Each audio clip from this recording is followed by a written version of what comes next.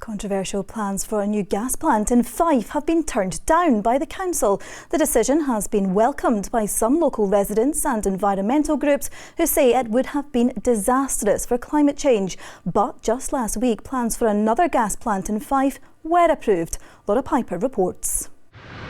A sky alight with the fires of industry. Gas plants like these at Grangemouth and Mossmoran are a familiar sight, but do we really need more of them? Last week, Fife Council granted planning permission for a new gas peaking plant to be built in Inverkeithing.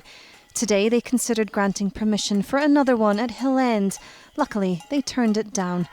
Climate campaigners say any building of gas plants at this time, though, is disastrous. Councils like Fife Council and our government have declared a climate emergency. They've said that they're taking this seriously, but in reality, they're letting new applications for fossil fuel projects go through, and that is not part of the transition to renewable and green economy that they're promising us. The initial planning application for the Hill End scheme was rejected last year after NHS Fife and the Scottish Environment Protection Agency raised concerns over the potential risk to air quality and health.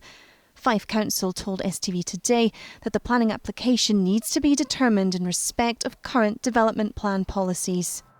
The problem is energy supply. While wind farms are capable of creating large amounts of electricity, we don't always have the means of storing it. Gas peaking plants fill that gap quite successfully, but with them comes a risk of air pollution.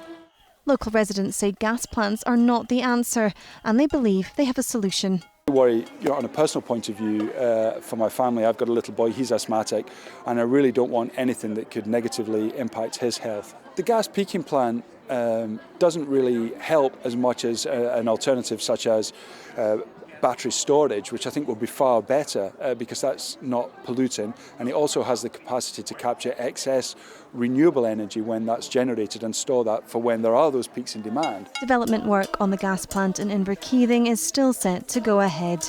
Laura Piper, STV News, Glenrothes.